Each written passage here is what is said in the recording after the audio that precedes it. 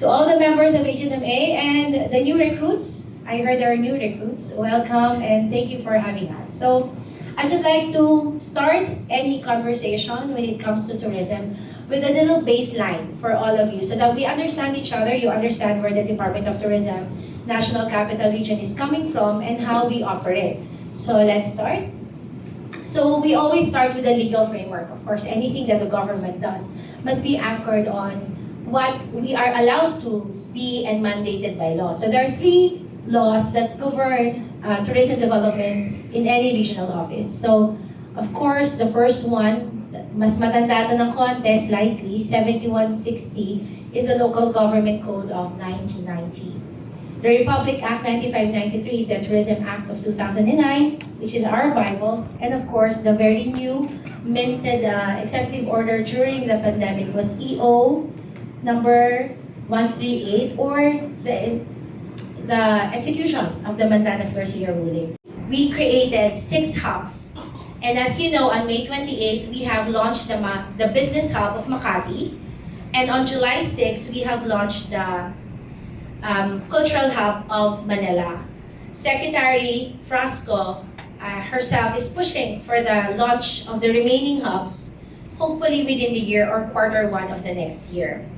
But I'm happy to announce that hopefully, if everything is being crossed right now, October 15, we'll be launching the Pasay Parañaque Hub, or what you know as the Entertainment Hub.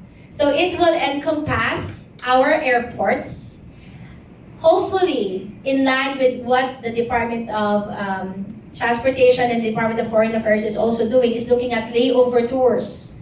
So we are hoping and praying that we capture as well the layover market. And that is very substantial. We have seen the numbers, and it's very viable that we get a lot of layover tours and transit visas so that they can also experience the Philippines and the National Capital Region while they're on layover. So we're looking at guests who are staying at the airport at least with a minimum of 6 hours of layover. Anything, let's see if we can make it, even if with a 4-hour layover, they can still visit and see Manila or its environs. So, October 15, sa mga taga-Pasay Parañaque hotels, we have validated and we will launch soon. Secretary is pushing me to do this. So, of course, you all know the objectives. I want to be able to showcase the National Capital Region, not just the gateway, but the premier tourist destination.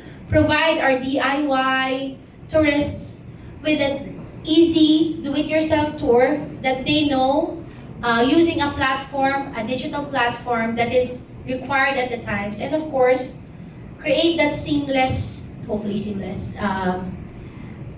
tourist experience that they have experienced sa ibang mga major cities. So let's go to the inspirations. Let's move forward. Medyo malaki yan.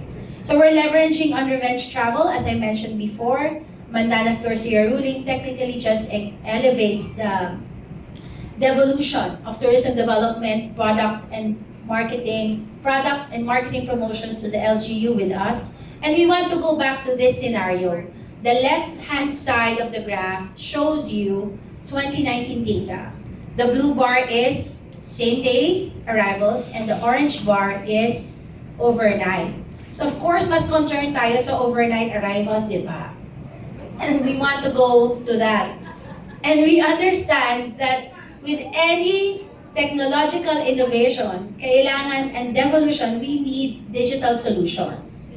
So, the inspiration for the Philippines Hub on Hub Off is derived from our neighbors in the ASEAN, Hong Kong, Singapore, in the Middle East, Abu Dhabi and Dubai, in the United States and in South America, and in Europe, where Hub on Hub Off is a staple in all tourist areas and tourist cities. And what are the common features? They have extended city bus routes. Yung mga media friends natin dito na narinig na to, knows this by heart already. 1 day, 2 day, or 3 day passes. They have GPS located. You can buy the passes either on-site, online, or through the app. And of course, there's always an option for the bus to be curated for a private tour. The operation schedules are here, 5 days a week daily. So sa mga maghahapon hop off, be cautious that Monday is always a rest day for museums. So if you want to see museums, do not go to museums on a Monday. Very few lang ang open. And these are the pilot hubs, the different areas that it stops. But in each area, through the app, I urge you to download the app. You will see other attractions, other activities, and other restaurants, hotels, activities, what have you, in each of those areas. So, ayan. For example, in Washington City, these are things that you can do. Museo ng Makati. And these are the sample packages. So the packages is created by our tour operators and travel agencies, not by DOT NCR. And these packages are theirs. I'll show you the universe later. So here's a sample of tour packages for Makati. And now for Manila, the same times that it goes through, but Manila is special because once every day, the bus goes to Malacanang. And it provides you the opportunity to visit the heritage sites in Malacanang, like Bahay Ugnayan, Teos Mansion, and soon Goldenberg Mansion. It has 2 beautiful restaurants, Emilia and Cabel, that you can also visit. So if you want to hop on and see Malacanang, you should try going there or using the hop on hop off at 11 a.m. That's the time that it goes to Malacanang. And then it doesn't return. Ikot lang siya ulit for the second round just to get yung mga stragglers. So that's every day. Again, Monday, sarado ang Malacanang. And this is some of the attractions in Luneta Park, some of the tour packages that we also are prepared if you want to curate the hop on hop off. And this is where the digitalization portion comes in. The hop on hop off has an accompanying app and a website. For the application, it's really for users. So it asks you the usual questions, names. I think it plays. It doesn't play. Ayan. It is geolocated, so you know where the bus is supposed to be versus where you are. And it provides you very easy to navigate visual cues and audio-visual guides to help you go around the metro. So, ayan siya. And if you want to book, for example, Manila, so ito yung dream namin that we will be able to have hop on hop off in all cities, or contiguous cities. And that's how you use the platform. So I urge you to download the app. It's available in Google Play and iOS Play Store.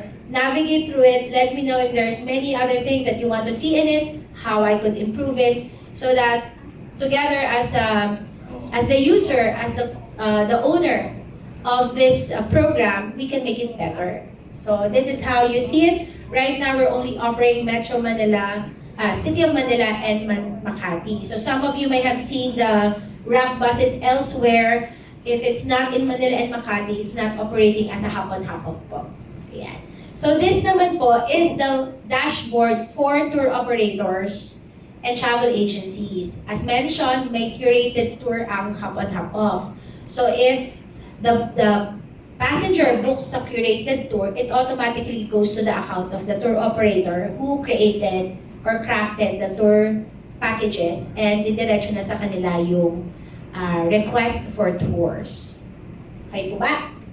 So again, the hop on hop off bus passes goes for a 1 day, which is 24 hours, 2-day pass, and a 3-day pass. The 3-day pass will be available when we have more hubs in the metro. Alright? So this, ladies and gentlemen, is the hop on hop off universe. So it started with the Department of Tourism National Capital Region as the owner. We onboarded an integrator who does the back end and front end of all things hop on hop off. We also have a Facebook account that you can look into and see the promos that we have. They offer we have the technology platform website and app, and the payment system that automatically provides the LGU share, the payment for the tour operator, for their tour guide in the system. And the bus, of course, are mobility partners, and it has a customer service element. Now, for the partner local government, for each hub that we open, we partner heavily with the local government. So that's Manila and Makati. And soon, Pasay Parañaque, we've talked to Mayor Emmy and Mayor Eric, and we are talking to Mayor Zamora and Mayor Vico already for the Heart Hub. And Mayor Joy is super excited for the Knowledge Hub for Quezon City. And Mayor Lani is asking me kailan din yung Taguig, which is the Lifestyle Hub. So our partner shops and merchants are all the major malls in Metro Manila. You can safely say that we have made a program that is inclusive for all members of the tourism value chain in the National Capital Region. And I'm happy to announce that HSMA is there. In fact, you're one of the first associations that we partnered with. So palakpakan naman natin ang ating membership.